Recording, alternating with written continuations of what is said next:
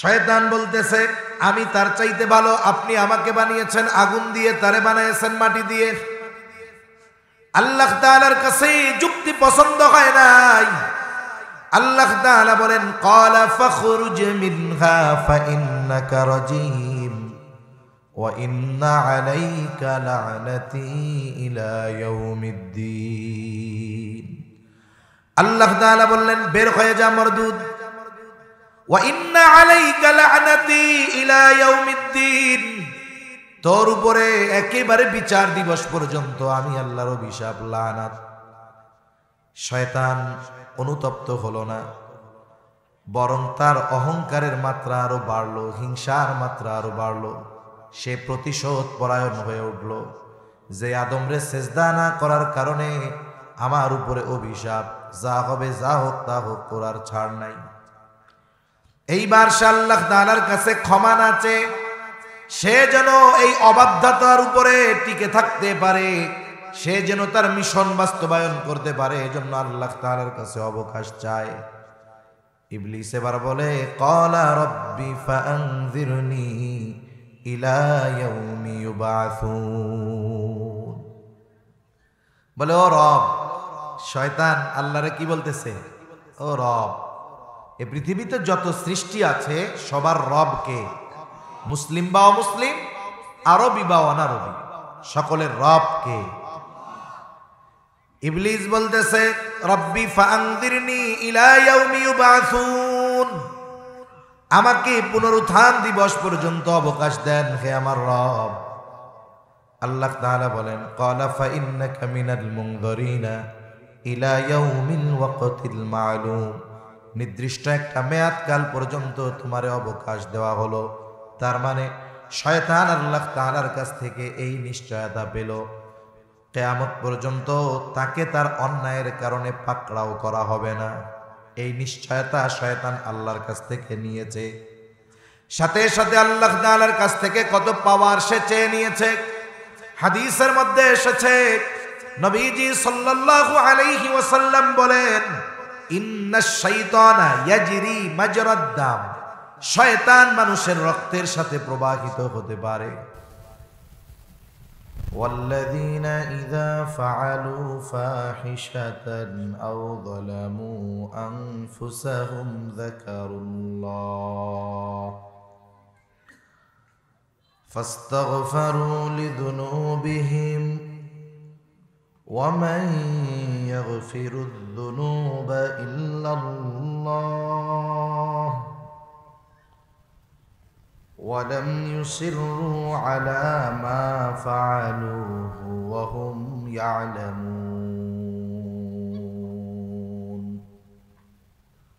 وقال تعالى قل يا عبادي الذين أسرفوا على أنفسهم لا تقنطوا من رحمة الله إن الله يغفر الذنوب جميعا إنه هو الغفور الرحيم. وقال رسول الله صلى الله عليه وسلم والله إني لأستغفر الله وأتوب إليه في اليوم 100 مرة أو كما قال النبي صلى الله عليه وسلم. صدق الله العلي العظيم وصدق رسوله النبي الكريم ونحن على ذلك من الشاهدين والشاكرين والحمد لله رب العالمين. سبحانك لا علم لنا إلا ما علمتنا إنك أنت العليم الحكيم. اللهم صل على محمد وعلى آل محمد كما صليت على إبراهيم وعلى آل إبراهيم إنك حميد مجيد اللهم بارك على محمد وعلى آل محمد كما باركت على إبراهيم وعلى آل إبراهيم إنك حميد مجيد আল্লাহর মহব্বতে আমরা একটু জিকির করি লা ইলাহা ইল্লাল্লাহ লা ইলাহা ইল্লাল্লাহ লা ইলাহা ইল্লাল্লাহ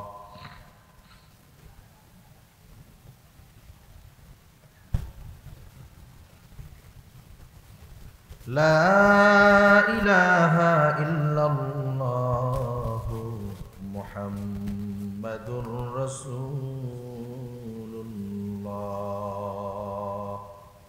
صلى الله عليه وسلم আলহামদুলিল্লাহ ঐতিহ্যবাহী ঢাকা জেলার অন্তর্গত সাভার টানগেন্ডা বাইতুল হক ইসলামিয়া মাদ্রাসা ও মসজিদের উদ্যোগে আয়োজিত নবম বার্ষিক ওয়াজ মাহফিল। আজকের এই ওয়াজ মাহফিলের সম্মানিত শ্রদ্ধেয় সভাপতি, আজকের মাহফিলের মধ্যমণি সুলতানুল ওয়াইজিন মাহবুবে উলামা আল্লামা খালিদ সাইফুল্লাহ আইয়ুবী হাফিজাহুল্লাহ সহ আমন্ত্রিত উলামা ইকরাম, সামনে উপস্থিত মুরব্বিয়ান ইকরাম, সমবয়সী যুবক বন্ধু, স্নেহের ছোট ভাই, মাইকের আওয়াজ যত দূরে যায় নিজ নিজ স্থানে অবস্থানরতা সম্মানিতা শ্রদ্ধা মা ও বোন, আল্লাহ রাব্বুল আলামিনের দরবারে অগণিত শুকর যে মহান মালিক হায়াতে বরকত দিয়ে সুস্থ রেখে তার মহান হুকুম এশার নামাজের পর হাজারো মানুষের মধ্য থেকে যাচাই বাছাই করে যে মহান মানিব এই দ্বীনি মজলিসে আমাদের আসার বসার, কিছু দ্বীনি কথা বলবার এবং শ্রবণ করবার তৌফিক দান করলেন, সে মহান মানিবকে খুশি করার জন্য মোহাব্বতের সাথে জবান খুলে অন্তর থেকে আমরা একবার কালিমাতুশ শুকর পাঠ করি আলহামদুলিল্লাহ। অগণিত দুরুদ ও সালাম সাইয়্যিদুল আম্বিয়া, আশরাফুল আম্বিয়া, খাতামুল আম্বিয়া, ইমামুল মুরসালিন, রাহমাতুল লিল আলামিন মুহাম্মাদুর রাসূলুল্লাহ সাল্লাল্লাহু আলাইহি ওয়াসাল্লামের উপর। আমি আপনাদের খেদমতে পবিত্র কোরআনুল কারীম থেকে দুটি আয়াত ও রাসূল আকরাম সাল্লাল্লাহু আলাইহি ওয়াসাল্লামের অগণিত হাদিস থেকে একটা হাদিস পাঠ করেছি। আল্লাহ তাআলার কাছে তৌফিক চাই, আল্লাহ তাআলা কিছু কথা বলার তৌফিক দেন যে কথাগুলো আমাদের স্বভাব দুনিয়া এবং আখিরাতের জন্য কল্যাণকর হয়। সকলে জবান খুলে বলি আমিন। সম্মানিত উপস্থিতি, রহমতের মাস একেবারে নিকটে। আজকে আরবি তারিখ হলো 27, সন্ধ্যা থেকে 27 তারিখ শুরু হয়েছে আরবি তারিখ। রমজান সমাগত। এই রমজান মাস কিছু কারণে অন্যান্য মাসের তুলনায় মর্যাদাপূর্ণ, বৈশিষ্ট্যমণ্ডিত। এশার নামাজের আগে যে হযরত আলোচনা করতেছিলেন উনি এই বিষয়গুলো নিয়েই আলোচনা করেছেন, সেজন্য আমি আর ওইদিকে কিছু বলবো না। তা এই মাসগুলার মাসটি বৈশিষ্ট্য হওয়ার যতগুলো কারণ, এর মধ্যে একটি কারণ হলো এই মাসে আল্লাহ তাআলা তার রহমতের দরজাগুলো খুলে দেন। ইযা দাখালা রমাদান ফুতিহাত আবওয়াবুর রাহমা, আল্লাহ তাআলা রহমতের দরজাগুলো খুলে দেন। এখন যদি কেউ মনে করে তাহলে অন্যান্য মাসে মনে হয় আর আমাদের উপরে কোনো রহমত আল্লাহর পক্ষ থেকে আসে না, এটা মনে করার সুযোগ নাই। বরং আল্লাহ তাআলার রহমত বিহীন বান্দার একটি মুহূর্ত অতিবাহিত হয় না। আমার আপনার জীবনে একটি সেকেন্ড, একটি মুহূর্ত অতিবাহিত হয় না যে আল্লাহ তাআলার রহমত আমার আপনার উপরে থাকে না।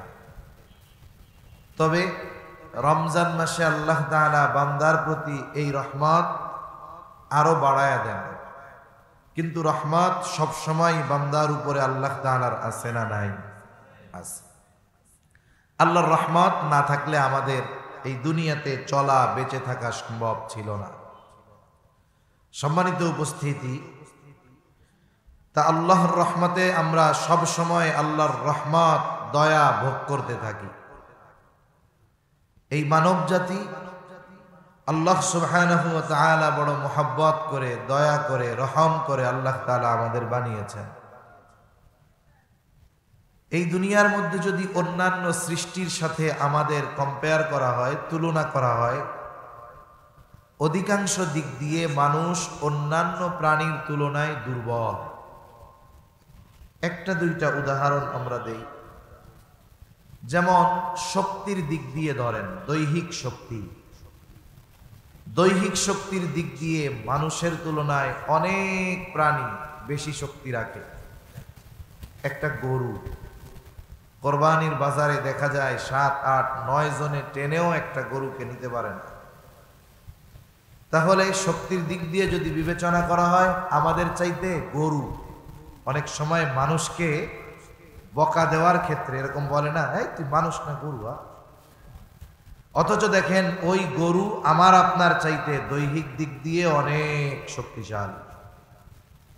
এবার আসেন, যদি বলেন হজম শক্তির দিক দিয়ে মানুষ তো ভোজন রসিক, কিন্তু আমরা যদি একটু খাবার উল্টাপাল্টা হয়, চাউলটা যদি একটু শক্ত থাকে, ভালো মতো সিদ্ধ না হয়, দুপুরে খাইলে সন্ধ্যার সময় পেটের মধ্যে অবস্থা খারাপ হয়ে যায়। কিন্তু কত শেয়াল মুরগি চুরি করে খাইলো, রান্না করে খায় নাই। কত কুকুর মুরগি চুরি করে খায়, রান্না করে খায় নাই। এদের কোনোদিন পেটে ডিস্টার্ব হয় না। তার মানে দেখেন, এই সমস্ত প্রাণী এরা হজম শক্তির দিক দিয়ে আমাদের চাইতে অনেক শক্তিশালী, আমরা দুর্বল। দৃষ্টিশক্তির দিক দিয়ে যদি বলেন, আমরা রাতে অন্ধকারে চলতে পারি না, কিন্তু কোনো কুকুর, বিড়াল, এই রাতে যেই প্রাণীগুলো চলে, এগুলা কোনোদিন অন্ধকারের কারণে পইড়া ব্যথা পায় নাই। তাহলে দেখা গেল এরাও দৃষ্টিশক্তির দিক দিয়ে আমাদের চাইতে দুর্বল। পৌরুষত্বের দিক দিয়ে একজন পুরুষ তার সঙ্গীর কাছে যাওয়ার ব্যাপারে যতটুকু শক্তি রাখে, বলে একটা চড়ুই পাখি তার সঙ্গীর সাথে দৈনিক 200 বার মিলিত হতে পারে। তাহলে এই দিক দিয়েও আমরা দুর্বল। এজন্যই তো আল্লাহ তাআলা বলেন, ওয়া খুলিকাল ইনসানু দাঈফা।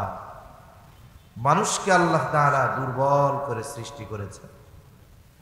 এত দুর্বলতা আল্লাহ দিছে, আবার বলে আমরা নাকি সৃষ্টির শ্রেষ্ঠ জীব। সুবহানাল্লাহ। আল্লাহ তাআলা আমাদেরকে সৃষ্টির শ্রেষ্ঠ জীব বলে অভিহিত করেছেন। আল্লাহ তাআলা আমাদেরকে দুনিয়াতে পাঠিয়েছেন কেন? কোনো কারণবিহীন নয়। আমাদের মতো দুর্বল মানুষকেও আল্লাহ তাআলা পাঠিয়েছেন, এর পেছনে বড় কারণ আছে। আরবিতে একটা কথা আছে, ফিআলুল হাকিম লা ইয়াখলু আনিল হিকমা। মহাপ্রজ্ঞাময়ের কোনো কাজ হিকমত শূন্য নয়, কারণ শূন্য নয়। আমাদেরকে আল্লাহ তাআলা পাঠিয়েছেন কেন? আল্লাহ তাআলা বলেন, ওয়ামা খালাকতুল জিন্না ওয়াল ইনসা ইল্লা লিয়াবুদুন। আল্লাহ তাআলা বলেন, আমি মানুষ এবং জিন সৃষ্টি করেছি শুধুমাত্র আমার দাসত্বের জন্য, গোলামির জন্য। তাহলে আল্লাহ রাব্বুল আলামিন এই দুনিয়ায় আমাদের পাঠিয়েছেন তার গোলামি করার জন্য। কিন্তু একটা মানুষ দুনিয়ায় আসার পরে যথাযথভাবে আল্লাহ তাআলার গোলামি করতে পারে না। এই না পারার পেছনে সবচাইতে বড় বাধা হলো ইবলিস, শয়তান। কেন? বলে ইবলিসের সাথে আমাদের একটা শত্রুতা আছে। আমাদের পিতার সাথে তার ওই শত্রুতা কিয়ামত পর্যন্ত পুত্রদের সাথেও থাকবে। অনেক সময় দেখা যায় অনেক মানুষ পিতার প্রতি ক্ষোভের কারণে সন্তানের উপরে প্রতিশোধ নেয়। সম্ভবত 2-3 বছর আগে হবে, সোশ্যাল মিডিয়াতে একটা ভিডিও খুব ভাইরাল হয়েছে। সম্ভবত বাংলাদেশের একটা জেলা সুনামগঞ্জ, ওই জেলার ভিডিওর মধ্যে দেখা যাচ্ছে ছোট একটা বাচ্চা তার বাড়ির সামনে খেলা করতেছে। 4-5 বছর বয়স হবে।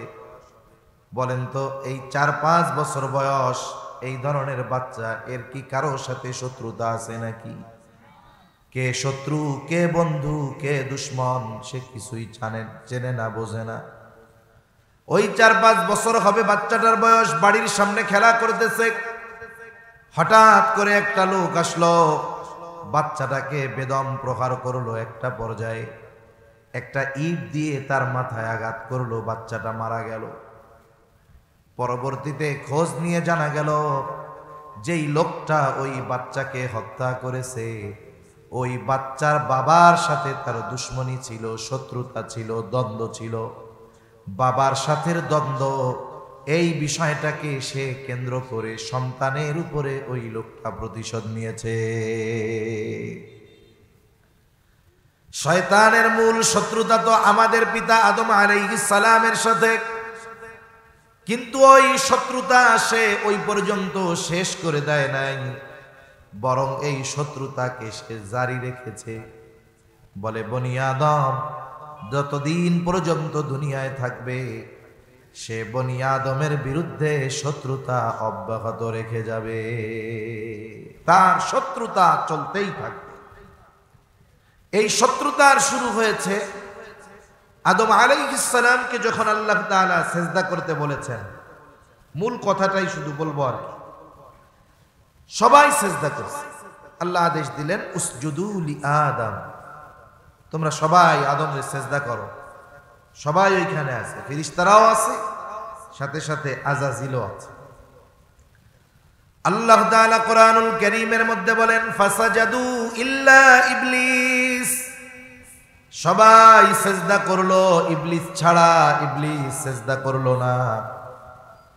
আল্লাহ তাআলা তার এই আদেশ অমান্য করার কারণ ইবলিসকে জিজ্ঞাসা করলেন। আল্লাহ তাআলা বলেন, ক্বালা মা মানাআকা আন তাসজুদা লিমা আমারতুক, ক্বালা আনা খায়রুম মিন খলাকতানি মিন নারিন ওয়া খলাকতাহু মিন তিন। আল্লাহ রাব্বুল আলামিন ইবলিসকে জিজ্ঞাসা করতেছে, কোন জিনিসে তোমাকে আমার আদেশ মান্য করতে বাধা প্রদান করলো? ইবলিস এবার যুক্তি প্রদর্শন করে বলে, আনা খায়রুম মিন, আমি হলাম তার চাইতে ভালো। খলাকতানি মিন নার ওয়া খলাকতাহু মিন তিন, আপনি আমাকে বানিয়েছেন আগুন দিয়ে আর তাকে বানিয়েছেন মাটি দিয়ে। তার মানে সে যুক্তি দিল যে আমি তার চাইতে ভালো। ভালো কেন? বলে, আমাকে আগুন দিয়ে বানিয়েছেন, তাকে মাটি দিয়ে বানিয়েছেন।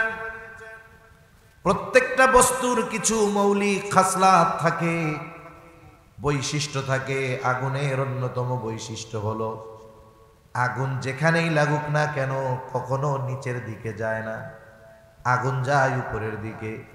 এই জন্য নিচে যখন আগুন লাগে উপরে ধোঁয়া দেখে বোঝা যায় নিচে আগুন আছে।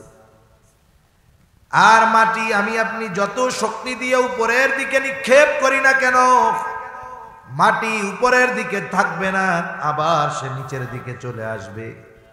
তাহলে আগুনের বৈশিষ্ট্যগুলার মধ্যে অন্যতম বৈশিষ্ট্য হলো আগুন হলো ঊর্ধ্বমুখী, আর মাটির বৈশিষ্ট্যগুলার মধ্যে অন্যতম বৈশিষ্ট্য হলো যে মাটির গতি হলো নিম্নমুখী। ইবলিস বলতে চায়, আমাকে বানিয়েছেন আগুন দিয়ে, আমার গতি হইল উপরের দিক। ওকে বানিয়েছেন মাটি দিয়ে, ওর গতি হলো নিচের দিক। এখন আমি হইলাম উপরের দিকে থাকা লোক, আমি কি ওই নিচের দিকে যাওয়া আদমরে সিজদা করব নাকি? এই দৃষ্টিকোণ থেকে আমি তার চাইতে উত্তম, ভালো। আল্লাহ তাআলার কাছে যুক্তি পছন্দ হয় নাই। আর প্রকৃতপক্ষে রবের পক্ষ থেকে যখন কোনো আদেশ আসবে, প্রকৃত ঈমানদার সে কখনো যুক্তির পেছনে পড়ে না, বরং আল্লাহ তাআলার আদেশ তার বুঝে আসুক আর না আসুক, প্রকৃত ঈমানদার আল্লাহ তাআলার আদেশ মেনে নেয়। যখন আল্লাহ তাআলার পক্ষ থেকে সুস্পষ্ট নির্দেশ কেন দিয়েছেন আল্লাহ, এই কেনর বুঝ আমার আপনার মধ্যে নাও থাকতে পারে। আমি আপনি যদি মনে করি মহাবিশ্বের এই গোটা সৃষ্টি সব কেনর জবাব আমি আপনি পেয়ে যাব, ওই কেনর জবাব পাওয়ার মতো ইলম জ্ঞান আল্লাহ আমাদের দেন না। এজন্য যেই মানুষেরা সব কিছুর পিছনে লজিক খুঁজে, এই মানুষগুলো এক সময় অনেক উচ্চ শিক্ষিত হলেও সে শয়তানের কাছে ধরা পড়ে যায়। এজন্য অনেকে হয়তো জানবেন, সম্প্রতি সময় আমরা অনেক দেখি যে একজন হাফেজ মাওলানা মুফতি, সেও দিন থেকে বিচ্যুত হয়ে গেছে, আছে না নাই? এর দ্বারা সর্বপ্রথম যেই বিষয়টা সুস্পষ্টভাবে আমাদের সামনে চলে আসে, একটা তো আমরা জানি, আর একটা হলো দেখি। জানি আল্লাহর পক্ষ থেকে জানি, ওটার উপরেও বিশ্বাস করি। আবার যেটা আমরা দেখি ওটার দ্বারা কি হয়, বলে ওটার দ্বারা তো আমার অন্তরের মধ্যে প্রশান্তি আসে। হেদায়েতের মালিক যে আল্লাহ, দ্বীন অর্জন করলে, কোরআন হাদিস পড়লেই যে হেদায়েত পাওয়া যাবে এর নিশ্চয়তা নাই যদি আল্লাহ হেদায়েত না দেয়। ঠিক কিনা বলেন? ইব্রাহিম আলাইহিস সালাম যখন আল্লাহ তাআলারে বলছে আপনি মরারে তাজা কেমনে বানাবেন, আল্লাহ জিজ্ঞাসা করছে এটা কি তোমার বিশ্বাস হয় না? অবশ্যই হয়। তাহলে জানতে চায় কেন? বলে লিতাতমা ইন্না কলবি, আমার আত্মার প্রশান্তির জন্য। কিছু বিষয় আছে আমরা বিশ্বাস করি, এরপরেও যদি চোখে দেখা হয় এই বিশ্বাসটা আরো গাঢ় হয়, আরো মজবুত হয়। তাহলে দেখুন, জ্ঞান থাকলেই, ইলম থাকলেই হেদায়েত পাওয়া যায় না। হেদায়েতের মালিক কে? আল্লাহ। এজন্য বলতেছিলাম যে আমরা যদি আল্লাহ তাআলার সব আদেশ নিষেধের পেছনে এটা খুঁজি যে এটা আল্লাহ কেন আদেশ দিলেন, এটা করলে কি হবে, আল্লাহর আদেশের পেছনে যদি কেন তালাশ করতে যাই, তাহলে শয়তান অন্তরে সংশয় ঢুকাবে, একটা সময় সে দ্বীনহীন হয়ে যাওয়ার আশঙ্কা আছে। এতটুকু মনে রাখতে হবে যে আল্লাহ যেটা বলেছেন, করতে বলেছেন, নিষেধ করেছেন, নিঃসন্দেহে তার মধ্যে কল্যাণ আছে, এতে বান্দা বুঝুক আর না বুঝুক। ঠিক কিনা বলেন? আচ্ছা, ছোট বাচ্চা লেখাপড়া করে, মাঠে খেলাধুলা করে, লেখাপড়া করে না, ওর আব্বা ধইরা ধুমসে পিটানি দিছে। বলেন তো, ওই বাচ্চার যে পিটানি দিছে ও মনে করবে আমার বাপ আমার সবচাইতে বড় দুশ্মন, আমার একটু খেলতে টেলতে দিল না।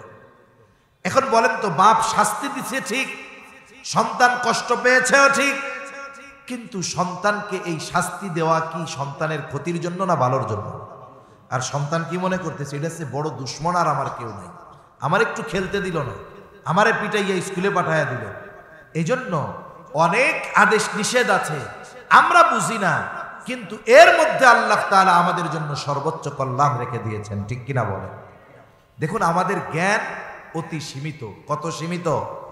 অতি সীমিত। কত সীমিত জ্ঞান আমাদের।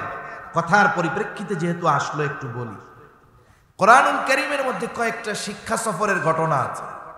এখনকার শিক্ষা সফর এগুলো অধিকাংশ হলো কুশিক্ষার সফর। কি শিক্ষার সফর? কুশিক্ষার সফর। যেই সফরগুলো জেনা, ব্যভিচার, অশ্লীলতা, পাপাচারে ভরা। এজন্য এগুলো কখনো সুশিক্ষার সফর হতে পারে না। সুশিক্ষার সফর দাওয়াত ও তাবলীগের সফর, সুশিক্ষার সফর হজ উমরার সফর, সুশিক্ষার সফর ইলম অর্জনের সফর। কোরআনুল কারীমের মধ্যে একটা শিক্ষা সফরের ঘটনা আছে, খিজির আর মূসা আলাইহিস সালাম, এই দুইজনের মধ্যে ঘটনা। মূল ঘটনাটা, আমার মূল কথা যেটা বলার দরকার সেটা বলবো। দুইজনে যখন একটা পর্যায়ে সফর শুরু করেছে, প্রথম সফর হলো নৌকা দিয়ে তারা সমুদ্র পাড়ি দিবে। দুইজনেই নৌকার মধ্যে উঠছে। আল্লাহ তাআলা মূসা আলাইহিস সালামকে খিজির আলাইহিস সালামের কাছে কেন পাঠিয়েছেন? আল্লাহ তো খিজির আলাইহিস সালাম রে জানাই দিছে। দুইজনে এবার চলতেছে নৌকায়। কিছু দূর চলবার পর একটা দৃশ্য দুইজনের চোখেই পড়ল। সমুদ্রের মধ্যে একটা পাখি উড়ন্ত অবস্থায় পানি পান করতেছে। সমুদ্রের মধ্যে কত পানি! বলে আমাদের এই পৃথিবীতে মহাসমুদ্রে মারিয়ানা ট্রান্স বলা হয় ওই জায়গাকে। ওই জায়গার সমুদ্রের গভীরতা হলো 13 কিলোমিটার। কত কিলোমিটার? সমুদ্রের গভীরতা। একটা পাখি সমুদ্রের থেকে উড়ন্ত অবস্থায় পানি পান করতেছে। নৌপথে যারা লম্বা সফর করেছেন খেয়াল করলে এই দৃশ্যগুলো তারাও দেখতে পারবেন। পানির তৃষ্ণা লাগে পাখির, পানি উপরে উড়ন্ত অবস্থায় ঠোঁট লাগিয়ে ওই পানি পান করে পাখিতে। এই দৃশ্যটা দুইজনেই দেখছে। এবার খিজির আলাইহিস সালাম বলতেছে, ভাই দেখো, মুসা ভাই দেখো, ওই দৃশ্যটা দেখো। কি হলো?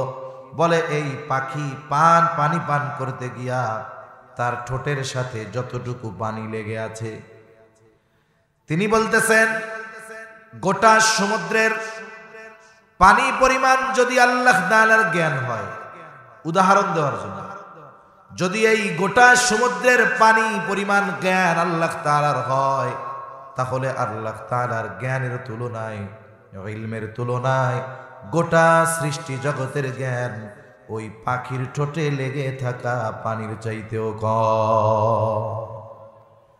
তুলনা করারই কোনো সুযোগ নেই।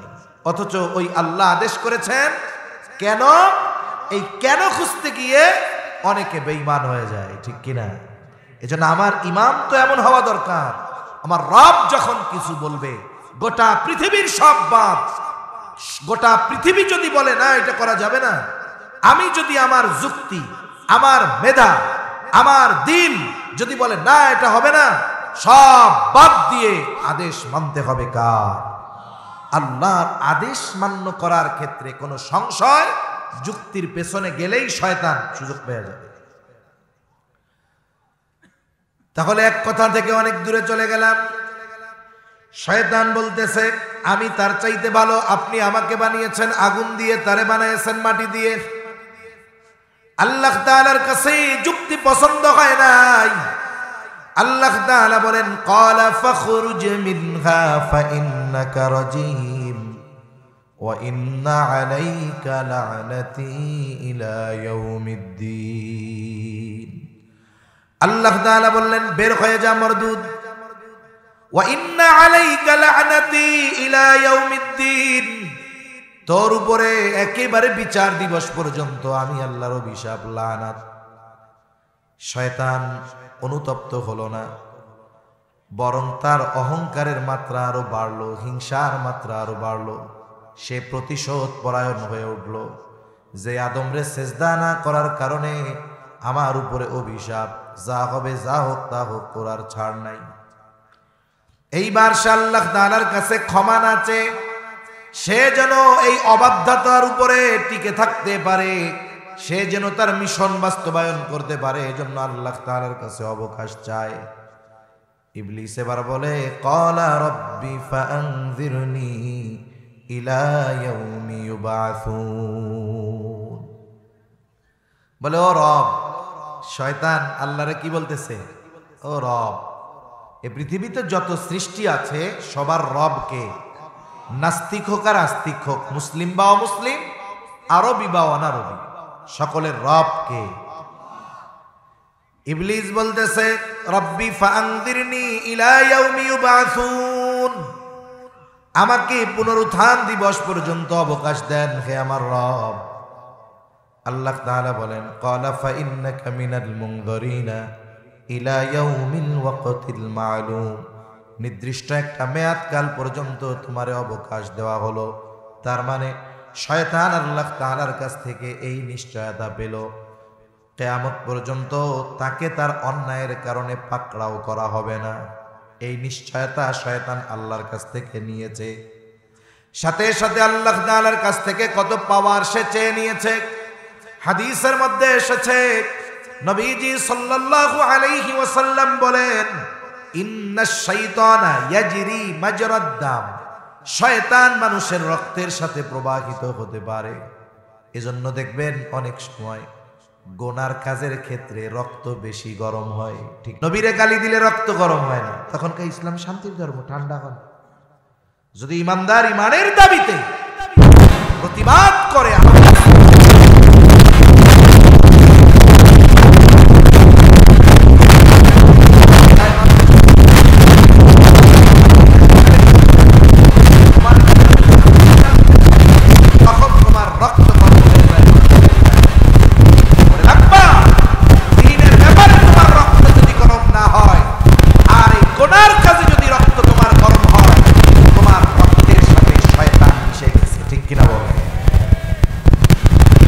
নবীজি সাল্লাল্লাহু আলাইহি ওয়াসাল্লাম বলেন, শয়তান মানুষের রক্তের সাথে প্রবাহিত হতে পারে। এত পাওয়ার আল্লাহ তাআলা শয়তানকে দিয়ে দিয়েছে। এইবার শয়তান আল্লাহরে বলে, ক্বালা ফাবিইজ্জাতিকা লাউগওয়িয়ান্নাহুম আজমাইন, বলে আপনার ইজ্জতের কসম, বনি আদম এদেরকে আমি পথভ্রষ্ট করে ফেলবো। এই জন্য আল্লাহ তাআলা আমাদেরকে পাঠিয়েছেন তার গোলামির জন্য, আর শয়তানের মিশন হলো আমাদের দিয়ে আল্লাহর অবাধ্যতা করানো। তাহলে দুনিয়ায় এজন্য দল দুইটা, পৃথিবীর রাজনৈতিক দল অন্যান্য দল, কিন্তু মূল দল কোরআনুল কারীমে আল্লাহ জানিয়েছেন কয়টা? আল্লাহর দল আর শয়তানের দল। আল্লাহ পাঠিয়েছেন আমাদেরকে তার আনুগত্য করার জন্য, আর শয়তান চেষ্টা চালায় আমাদেরকে দিয়ে আল্লাহর অবাধ্যতা করানোর। এজন্য এই দুনিয়াতে আমাদের দ্বারা গুনাহ হতে পারে, শয়তানের ধোঁকায় পড়ে আমাদের আল্লাহর অবাধ্যতার কিছু কাজ হয়ে যেতে পারে, এটা স্বাভাবিক। হবে না তো ফিরিস্তাদের, কিন্তু আমাদের দ্বারা হতে পারে।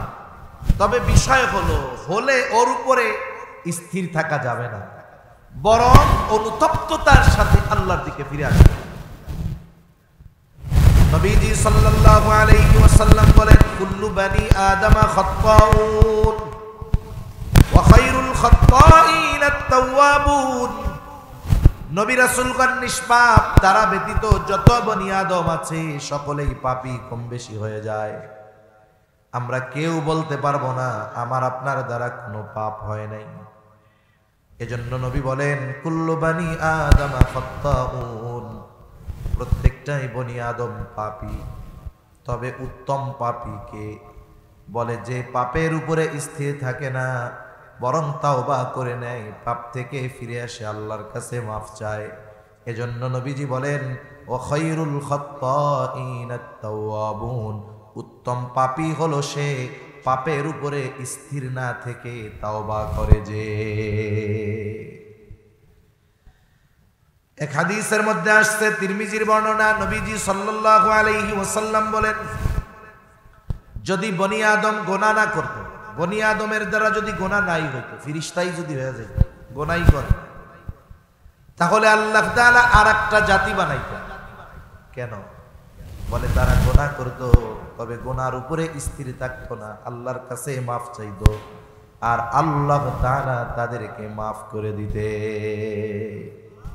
আচ্ছা বলেন তো, গফুর, গফফার, রহিম, রহমান, ফিরিস্তাদের ব্যাপারে আল্লাহর তো এগুলো হওয়ার দরকার নেই, কারণ তাদের তো পাপই নাই, ডিভাইস সেট করে দিছে, ওরা পাপ করতেই পারবে। ক্ষমা দরকার কার? বলে যার গোনা হবে তার। দয়া দরকার কার বেশি? বলে যার গোনা বেশি।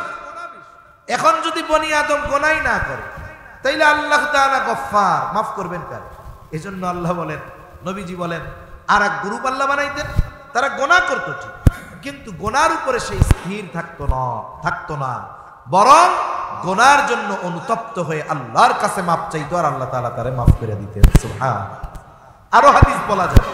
এই দুইটা হাদিস দ্বারা আমি যেটা বলতে চাচ্ছি, যে দেখুন, বনি আদমের দ্বারা শয়তানের ধোঁকায় পড়ে আল্লাহর অবাধ্যতা, নাফরমানি, গোনা হতে পারে, এটা স্বাভাবিক। তবে ওই অবাধ্যতার উপরে স্থির থাকা, এটা তার জন্য সমীচীন নয়। কারণ আমি আপনি যদি অন্যায় করি, পাপ করি, আর এই কারণে যদি আমার আপনার জাহান্নামে যাওয়া লাগে, এতে আল্লাহর কিন্তু কোনো ক্ষতি নাই। আবার আমি আপনি যদি জান্নাতে যাই, আল্লাহ তাআলার কোনো লাভ নাই। আমার আপনার মতো তুচ্ছ পানির সৃষ্টি মানুষ মৌলিকভাবে সৃষ্টি হলো মাটি থেকে, আমরা সৃষ্টি আদম আলাইহিস সালাম থেকে। এখন একজনে মোমবাতি ধরাইছে, প্রথমে যিনি মোমবাতি ধরান তার মোমবাতি ধরানোর জন্য দিয়াশলাই লাগে, ম্যাচ লাগে, তাই না? এখন আপনারা যদি জিজ্ঞাসা করে কেউ মোমবাতি ধরানোর পরে তুমি কিসের থেকে মোমবাতি ধরাইছ, আপনি কিন্তু বলবেন না যে আমি আগুন থেকে ধরাইছি, এটা বলবেন না। আপনি আগুনটা ধরাইছেন কি দিয়া? ম্যাচ দিয়া। এখন আরেকজন যদি মোমবাতি জ্বালায় আপনার কাছ থেকে আগুন নিয়ে, সে যদি বলে যে তুমি মোমবাতি জ্বালাইছো কেমন, দুইটা জবাব হতে পারে। একটা হলো যে আমি ওই মোমবাতি থেকে এটা জ্বালাইছি, মানে আগুন থেকে আগুন পাইছি আমি। কিন্তু প্রথমজন এই আগুনটা পাইল কোথার থেকে? দিয়াশলাই থেকে, প্রক্ষান্তরে। দ্বিতীয়তে যে জ্বালাইছে তার জবাব দুটো হতে পারে, যে আগুন পাইছি দিয়াশলাই থেকে। আরেকটা জবাব হতে পারে আমি আগুন নিয়েছি ওই মোমবাতি থেকে। তাহলে কি হলো? আল্লাহ আমাদেরকে বানিয়েছেন মাটি থেকে, মৌলিকভাবে মানুষ মাটির সৃষ্টি, কোনো সন্দেহ নাই। এজন্য আল্লাহ তাআলা কোরআনুল কারীমের মধ্যে বলেছেন হুয়াল্লাযী খালাকাকুম মিন তুরাব।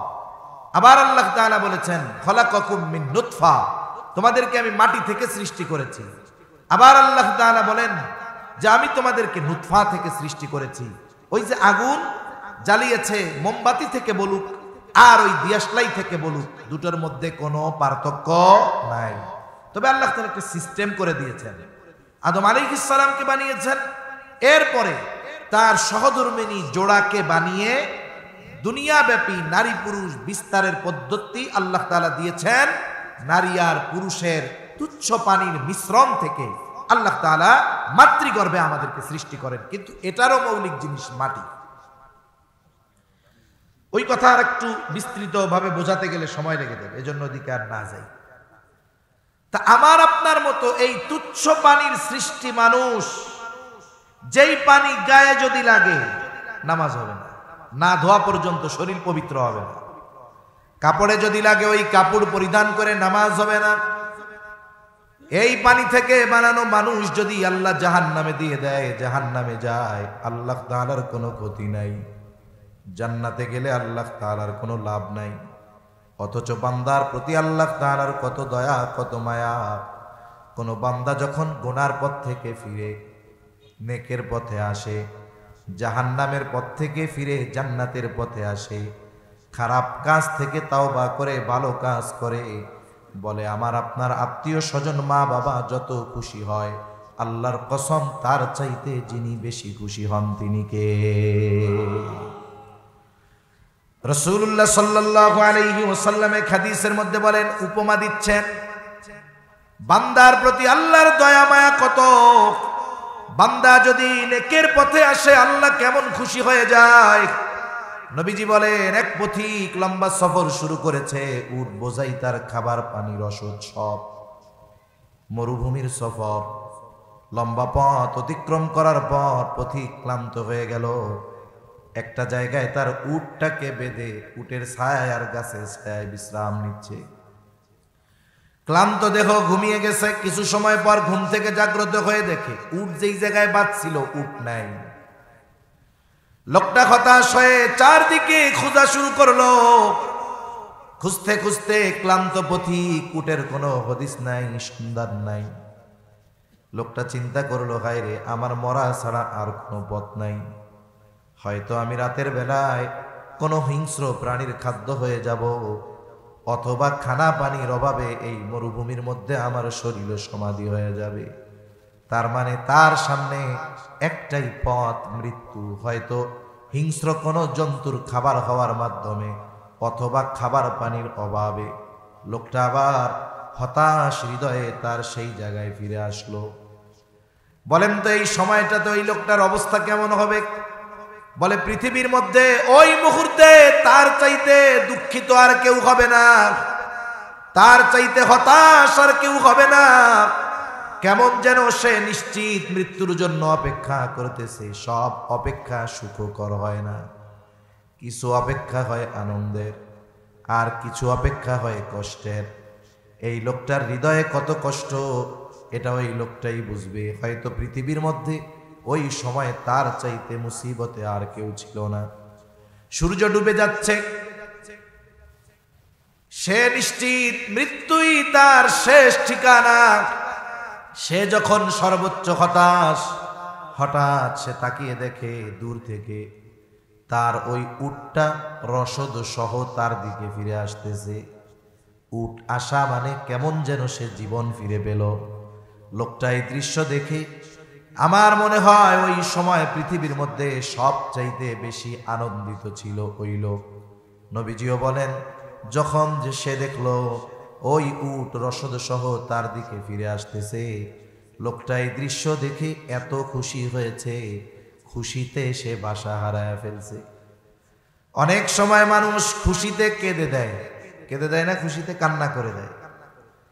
আবার অনেক সময় খুশিতে কি বলবে, বাসা হারায় ফেলে। এই লোকটাও যখন উট আসতেছে এত খুশি, খুশির ঠেলায় কয়, আল্লাহ আপনি আমার গোলাম, আমি আপনার রব। মানে খুশিতে ভাষা হারায় ফেলছে। নবীজি সাল্লাল্লাহু আলাইহি ওয়াসাল্লাম বলেন, ওই লোকটা তার হারানো উট ফিরে পেয়ে যত খুশি হয়, কোনো বান্দা যদি পাপের পথ ছেড়ে আল্লাহর দিকে ফিরে আসে, ওই হারানো ব্যক্তি, উট খুঁজে পাওয়া ব্যক্তি যত খুশি হয়, তার চাইতে বেশি খুশি আল্লাহ তাআলা হয়ে যায়। তার মানে আপনি দুনিয়ার নেতারে খুশি করার জন্য কত কিছু করেন, আর আমি আপনি যদি নেকের কাজ করি, গোনা হইছে হোক, কিন্তু যদি গোনা থেকে ফিরে আসি, আল্লাহ কত খুশি হয়ে যায়। অথচ দুনিয়ার মানুষকে খুশি করার জন্য আমরা কত কিছু করি, তাই না? অথচ আল্লাহরে খুশি করা যায় কত সহজ। দুনিয়ার মানুষকে আপনি খুশি করতে পারবেন না। কোন মানুষ আর একটা মানুষকে পরিপূর্ণ পরিতৃপ্তি দিতে পারে না। বনি আদমের পেট ভরানো এত সহজ। নবীজি বলেন, বনি আদমরে যদি এক জমিন স্বর্ণ দেওয়া হয়, ওইটা পাওয়ার পরে আর একটা হইলে ভালো হইতো। বনি আদমের পেট কবরের মাটি ছাড়া পড়বে না। অথচ আমরা যদি একটু গুনাহ থেকে ফিরে আল্লাহর দিকে আসি, আল্লাহ খুশি হয়ে যায়। সুবহানাল্লাহ। অথচ আমি আপনি জান্নাতে যাই, জাহান্নামে যাই, আল্লাহর লাভও নাই, ক্ষতিও নাই। আল্লাহ খুশি হয় কেন? আল্লাহ যে আমাকে আপনাকে সবচেয়ে বেশি ভালোবাসে, আমার আপনার প্রতি যে আল্লাহর দয়া সবচাইতে বেশি। মা বাবার দয়া বেশি না আল্লাহর দয়া বেশি? কত দয়া আল্লাহ তাআলার বান্দার প্রতি। বান্দার জন্য আল্লাহর কত দয়া। সহিহ মুসলিমের হাদিস, আবু হুরায়রা রাদিয়াল্লাহু তাআলা আনহু থেকে বর্ণিত, নবীজি সাল্লাল্লাহু আলাইহি ওয়াসাল্লাম বলেন, ইন্না লিল্লাহি মিআতা রাহমাহ আনজালা মিনহা রাহমাতান ওয়াহিদাতান বাইনাল জিন্নি ওয়াল ইনসি ওয়াল বাহাইমি ওয়াল গাওয়াম। নবীজি সাল্লাল্লাহু আলাইহি ওয়াসাল্লাম বলেন, আল্লাহ তাআলার নিকট 100 ভাগ রহমত আছে। কত ভাগ রহমত? আনজালা মিনহা রাহমাতান ওয়াহিদাতান, ওই 100 ভাগ রহমত থেকে 1 ভাগ রহমত আল্লাহ তাআলা গোটা জিন জাতির মধ্যে, গোটা মানব জাতির মধ্যে, গোটা চতুষ্পদ জানোয়ারের মধ্যে, কীট পতঙ্গের মধ্যে, এক কথায় গোটা সৃষ্টি জগতের সবার মধ্যে আল্লাহ তাআলা রহমত বন্টন করেছেন। কয় ভাগ? জোরে বলেন। ওই 1 ভাগের কিছু অংশ পেয়েছে আমার আপনার নবী। আমার আপনার নবী ওই 1 ভাগের কিছু রহমত হয়ে গেছেন রহমাতুল লিল আলামিন। সুবহানাল্লাহ। আল্লাহ হলেন রব্বুল আলামিন, আর আল্লাহর কাছ থেকে কিছু রহমত পেয়ে আমার আপনার নবী হয়ে গেছেন রহমাতুল লিল আলামিন। আরে দয়া রহমত শুধু মানুষের মধ্যে নয়, বলে বিষধর প্রাণী বলেন, হিংস্র প্রাণী বলেন, সকল প্রাণীর মধ্যে দয়া মায়া আছে না নাই?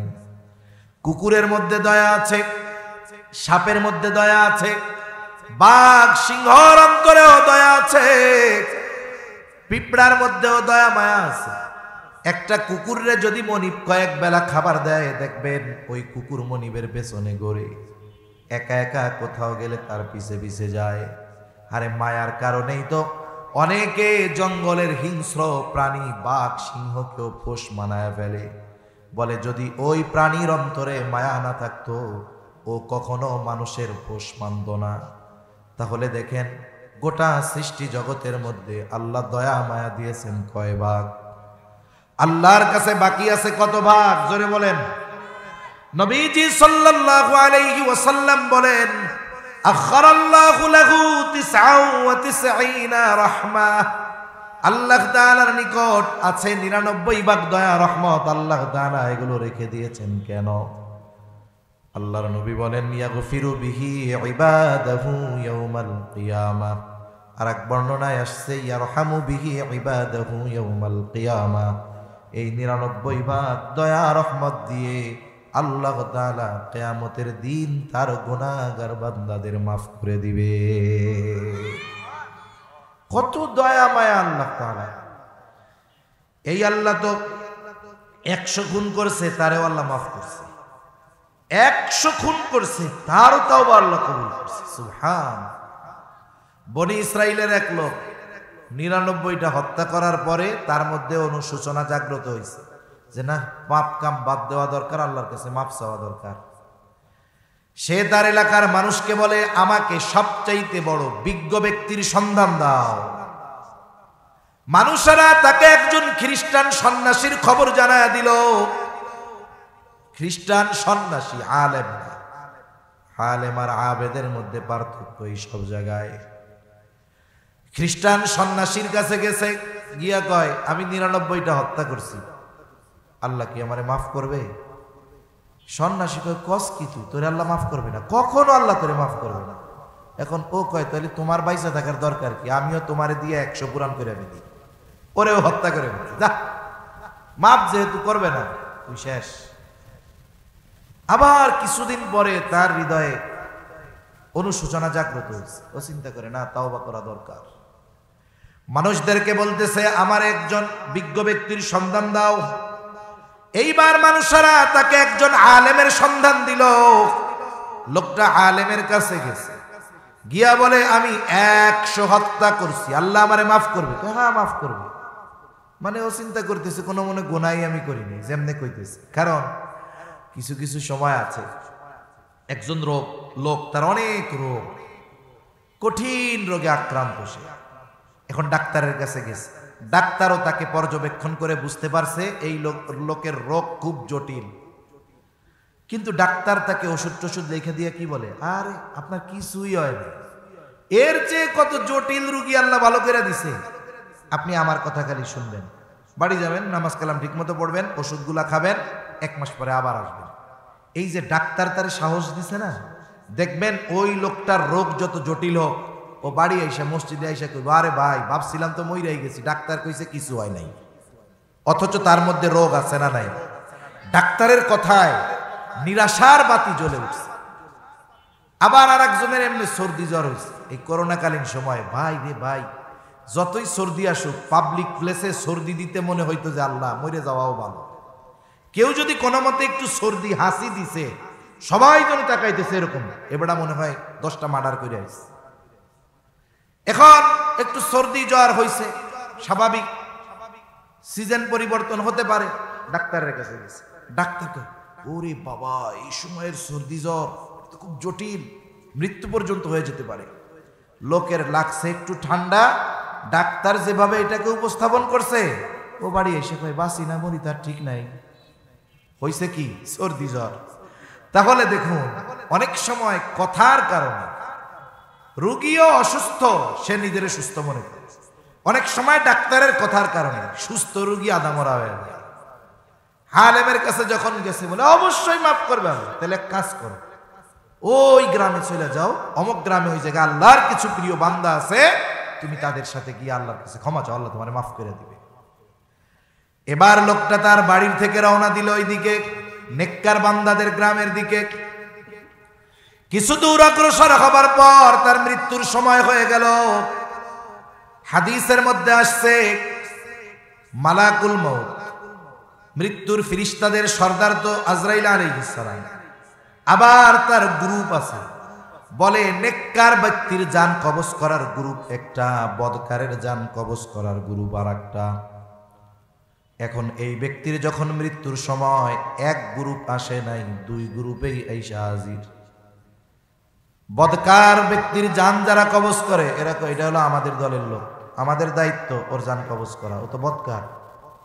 এখন নেককার বান্দাদের জান যারা কবজ করে এরাও তো আসছে, আরে মিয়া এটা আমাকে দায়িত্ব, ওর জান আমরা কবজ করব, লোকটা নেককার, কি সমস্যা? এখন এই সমস্যার সমাধান আল্লাহ দিয়ে দিচ্ছে। কি হবে? বলে অত কিছু বাদ দিয়া জমিন মাপ দাও। যদি সে নেককারদের গ্রামের নিকটবর্তী হয় তাহলে সে নেককার, আর যদি তার দূরত্বে তার বাড়ি বেশি কাছে হয়, নেককারদের গ্রাম দূরে হয়, তাহলে সে বদকার। সহজ সমাধান। এবার মাপামাপি শুরু হয়ে গেছে। এখান থেকে কয়েক ধরনের বর্ণনা আসছে হাদিসের মধ্যে। একটা হলো লোকটা যখন মৃত্যুর সময় হয়েছে পড়ে গেছে, এই সময় সে মাঝামাঝি অবস্থানের দিকে ছিল। লোকটা পড়ে গেছে ঠিক, কিন্তু তার চলা থামায়া দেয় নাই। সে বুক দিয়ে ঘষে ঘষে কিছু দূর অগ্রসর হয়ে গেল। তার মানে মৃত্যুর আগ পর্যন্ত নেককারদের গ্রামের দিকে যাওয়ার চেষ্টা সে অব্যাহত রাখছে। জমিন মাপা হলো, দেখা গেল এই লোকটা 1 বিঘত পরিমাণ অগ্রসর হয়েছে। যেতটুকু অগ্রসর হয়েছে ওই 1 বিঘত সে নেককারদের গ্রামের বেশি নিকটবর্তী ছিল, যার কারণে নেককারদের জান কবজ করার দায়িত্বে ফেরেশতা যারা ওই ব্যক্তির জান কবজ করলো, তার মানে ওই ব্যক্তি নেককারদের অন্তর্ভুক্ত হয়ে গেল। মাপ দিয়া দেখে মাত্র 1 বিঘত নেককারদের গ্রামের দিকে বেশি গেছে, ওই যে বুক দিয়া ঘুষে ঘুষা। আর এক বর্ণনায় আসছে, বলে লোকটা গেছে অল্প রাস্তা, যখন বলা হয়েছে জমিন মাপো, আল্লাহ তাআলা এই দূরত্বকে আল্লাহ তাআলা সম্প্রসারিত করে দিয়েছেন, আর তার থেকে নেককারদের গ্রামকে আল্লাহ সংকুচিত করে দিয়েছেন। এইবার মাপ দেওয়ার পরে দেখা গেল লোকটা নেককারদের গ্রামের অধিক নিকটবর্তী, এইবার নেককার বলে পরিগণিত হলো। আর জান কবজ করার ফেরেশতা যারা নেককারদের দায়িত্বে জান কবজ করে, তারা তার জান কবজ করলো। তার মানে দেখেন আল্লাহ তাআলা 100 খুন করার পরেও যদি খালেস ভাবে আল্লাহ তাআলার কাছে কেউ মাফ চায়, আল্লাহ তাআলা অবশ্যই তাকে মাফ করে দেয়। এজন্য হাদিসে কুদসির ভিতরে আসছে, সাবাকাত রাহমাতি আলা গযাবি, আমার দয়া, আমার রহমত আমার ক্রোধকে অতিক্রম করেছে। তার মানে আল্লাহ তাআলার ক্রোধ যত, তার চাইতে রহমত বেশি না কম, অগণিত গুণ বেশি দয়া মায়া আল্লাহ তাআলার। এই জন্যই তো আল্লাহ তাআলা বান্দার ক্ষমার দরজা ওপেন করে রাখছে। তাওবার দরজা 3টা সময় পর্যন্ত খোলা থাকে। কয় সময়? 3 সময় পর্যন্ত আল্লাহ তাআলা বান্দার তাওবা কবুল করে। এই মূল কথাগুলো মনে রাখবো। তাওবা কবুল হবে 3টি শর্ত বান্দার হক থাকলে, 4টি শর্তের আলোকে 3টি সময় পর্যন্ত বান্দার তাওবা আল্লাহ কবুল করে। 1 নাম্বার সময় বলে কিয়ামতের আগে একটা রাত হবে, লম্বা রাত। মানুষ অস্থির হয়ে যাবে, পশুগুলা গোয়ালের মধ্যে চিৎকার করতে থাকবে, অস্থির হয়ে যাবে সবাই, দীর্ঘ রজনী হবে। একটা সময় এই রাতের অবসান ঘটবে, তবে অন্যান্য সময়ের মতো পূর্ব দিগন্তে সূর্য ওঠার মাধ্যমে নয়। ওই দীর্ঘ রজনীর পর পশ্চিম দিক দিয়ে সূর্য উঠবে, কিছু দূর উঠে আবার সূর্য অস্ত যাবে। নবীজি জানায় দেন, পশ্চিম দিক দিয়ে সূর্য ওঠার আগ পর্যন্ত আল্লাহ তাআলা বান্দার তাওবা কবুল করবে। ওই পর্যন্ত ঈমান কবুল হবে। ওটা তো আম সময়, ব্যাপক সময়। আরেকটা হলো বলে আযাব গজব আসার আগে যদি তাওবা করে, ঈমান আনে, ওইটা কবুল করা হয়। যেমন ইউনূস আলাইহিস সালামের সম্প্রদায়ের উপরে গজব চইলাই আসবে। ইউনূস আলাইহিস সালাম নিশ্চিত যে এদের অবাধ্যতার মাত্রা যেই পরিমাণ, গজব তো আসবে। আর আল্লাহ যখন গজব দিবে, আগে ওই এলাকার নবীকে নিরাপদে সরায় নেবে। এই অতীতের বিষয়গুলোর উপরে কিয়াস করে ইউনূস আলাইহিস সালাম আল্লাহর পক্ষ থেকে নির্দেশনা আসার আগে উনি এলাকা ছেড়ে চলে গেছে। যেদিন গজব আসবে ওই দিন সকালবেলায় এলাকার মানুষ সবাই আসছে ইউনূস আলাইহিস সালামের বাড়িতে। গজব আসবে আজকে, ওরা তো ঠাট্টা মশকরা আরো বাড়ায় দিচ্ছে। যখন বলছে 3 দিন পরে আযাব আসবে আল্লাহর পক্ষ থেকে, ওদের অবাধ্যতা আরো বাড়ছে। এখন কি হলো, ওরা আয়েশা বাড়িতে দেখে ইউনূস আলাইহিস সালাম নাই। ওরা চিন্তা করে যুগের পর যুগ আমরা ইউনূস আলাইহিস সালামের সাথে এমন আচরণ করলাম, জীবনে কোনোদিন এলাকা ছেড়ে যায় নাই, আজকে নাই, খোঁজ লাগাও কোথায় আছে। আশেপাশে খুঁজা দেখে কোনো খবর নাই। এবার ওদের মধ্যে ভয় ঢুকছে, তাইলে মনে হয় সত্যই গজব আসবে। এবার তারা আল্লাহর কাছে ক্ষমা চাইছে, ঈমান আনছে। ঈমান আনার কারণে আসন্ন আযাব আল্লাহ তাআলা তাদের উপর থেকে উঠায় নিয়ে গেছে। কেন? আযাব তো আসবে কাফেরদের উপরে, কিন্তু আযাব আসার আগে এরা ঈমান এনেছে। তার মানে আযাব আসার জন্য যেটা দরকার ছিল এখন তো আর সেটা নাই, এজন্য আল্লাহ আযাব উঠাই দিয়েছে, তাওবা কবুল করেছে। আবার পক্ষান্তরে ফেরাউনের অবস্থা দেখেন। ফেরাউন যখন লোহিত সাগরের মধ্যে হাবুডুবু খায়, ও বুঝতে পেরেছে আমার খোদাগিরি শেষ। আল্লাহ তাআলা কোরআনুল কারীমের মধ্যে বলেন, হাত্তা ইযা আদরাকাহুল গরাক ক্বালা আমানতু আন্নাহু লা ইলাহা ইল্লাল্লাযী আমানাত বিহি বানু ইসরাঈল ওয়া আনা মিনাল মুসলিমিন। আল্লাহ রাব্বুল আলামিন বলেন, যখন ফেরাউন হাবুডুবু খাইতেছে, ও বুঝতে পেরেছে আজকে আমারে আল্লাহ কঠিন ধরা দিয়েছে। মালিক তো সহজে ধরে না, ধরলে কিন্তু মালিক তখন ছাড়ে না। রবের ধরা বড় শক্ত ধরা। আল্লাহ তাআলা বলেন, ইন্না বাতশা রাব্বিকা লাশাদীদ, আপনার রবের পাকড়াও বড় কঠিন পাকড়াও। ফেরাউন এবার ঈমান আনার ঘোষণা দিয়েছে সুস্পষ্টভাবে, বলে আমানতু আন্নাহু লা ইলাহা ইল্লাল্লাযী আমানাত বিহি বানু ইসরাঈল, বলে আমি ঈমান আনলাম আল্লাহ ছাড়া কোনো ইলাহ নাই। বনি ইসরাইল যার উপরে ঈমান এনেছে আমিও তার উপরে ঈমান আনলাম। ওয়া আনা মিনাল মুসলিমিন, ও আল্লাহ আমি তো মুসলমানদের একজন, আমারে আর সুবনি দিয়েন না। আল্লাহ তাআলা বলে, আল আনা ওয়া কদ আসাইতা মিন ক্বাবলু ওয়া কুনতা মিনাল মুফসিদিন। জালেম নরম হয় ছাই যাওয়ার পর, ঠিক না? কতজন বিদেশে যায় ক্ষমা চাইতেছে, ভুল হয়ে গেছে মাফ করে দেন, কয় না এরকম? ওই এক চোররে ধরছে, বাংলাদেশ তো এমন দেশ, চুরি করে ভাইরাল হইলেও সে সেলিব্রিটি হয়ে যায়। আমি মাঝে মধ্যে বলি যে কথার কথা, কোনো মাহফিলে যদি বক্তা না দাওয়াত দিয়া হিরো আলম আর সোরা সিদ্দিকরে দাওয়াত দেয়, ওই মাহফিল রেকর্ড করে ফেলবে। মানুষের রুচি কেমন, মানুষও ওদের মুখে ওয়াজ শোনার জন্য আসবে, আসবে না? আসবে। তা বলে ভুল হয়েছে মাফ করে দেন। এই নমনীয়তা যদি আগের থেকে জালেমদের মধ্যে থাকতো, তাইলে তো আর সাইজ হওয়া লাগতো না, ঠিক কিনা বলেন? আল্লাহ বলেন এখনই মানাতেছে, এখন কাজ হবে না। ইতিপূর্বে তুমি নাফরমানি করেছো, জমিনে বিশৃঙ্খলা সৃষ্টি করেছো, এখন তুমি যত ঈমান আনার ঘোষণা দাও কাজ হবে না, কারণ আযাব চলে আসছে, তাওবা কবুল হবে না। আল্লাহ তাআলা ফেরাউনকে জানায় দেন, ফালইয়াউমা নুনাজ্জিকা বিবাদানিকা লিতাকুনা লিমান খালফাকা আয়া ওয়া ইন্না কাসীরাম মিনান নাসি আন আয়াতিনা লাগাফিলুন। আল্লাহ বলেন তুমি মরবা, তবে তোমার দেহ নিশ্চিহ্ন হবে না, তুমি পচে গলে যাবা না, তোমার দেহ মাছে খাবে না, হাঙ্গরে খাবে না। কেন?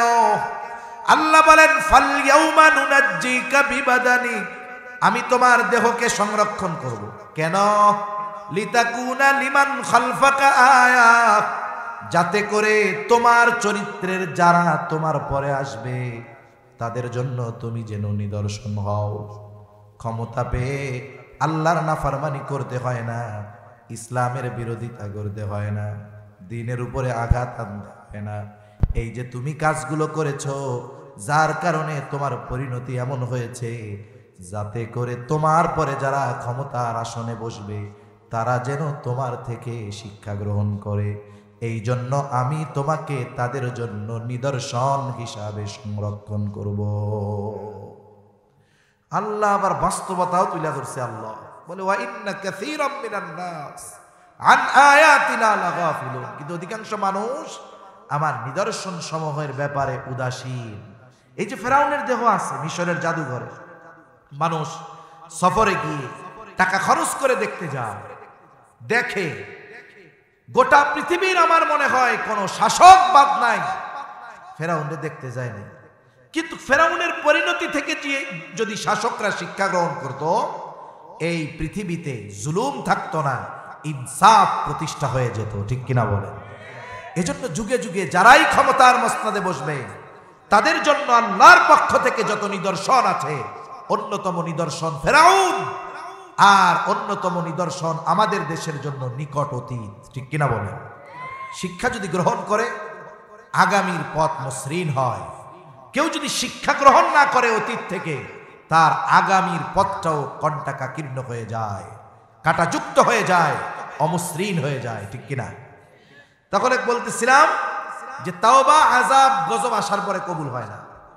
3 নাম্বার সময় কতক্ষণ পর্যন্ত আল্লাহ কবুল করে, এটা ব্যক্তিগত, প্রত্যেকের নিজের। নবীজি সাল্লাল্লাহু আলাইহি ওয়াসাল্লাম বলেন, ইন্নাল্লাহা ইয়াকবালু তাওবাতাল আবদি হাত্তা মা লাম ইগরগির। নবীজি সাল্লাল্লাহু আলাইহি ওয়াসাল্লাম জানায় দেন, মৃত্যু যন্ত্রণা শুরু হওয়ার আগ পর্যন্ত আল্লাহ তাআলা প্রত্যেকটা বান্দার তওবা কবুল করে। যারা স্বাভাবিক মৃত্যু অবলোকন করেছেন তারা বুঝতে পারবেন, একটা মানুষ যখন সাকারাতে মাউত শুরু হয়ে যায়, সুস্থ মানুষ, কিন্তু তার গাল দিয়ে গড়গড় গড়গড় একটা আওয়াজ আছে, শ্বাসকষ্টের মতো, তখন বিজ্ঞজন বুঝতে পারে এই ব্যক্তির দুনিয়ার শেষ সময়গুলো চলতেছে, তার সাকারাতে মাউত শুরু হয়ে গেছে। এবার হাতগুলারে সোজা করে দেয়, পা গুলারে সোজা করে দেয়, মাথাটারে কেবলার দিক, উত্তর দিকে দিয়া কেবলার দিকে তারে একটু ঘুরাইয়া দেয়।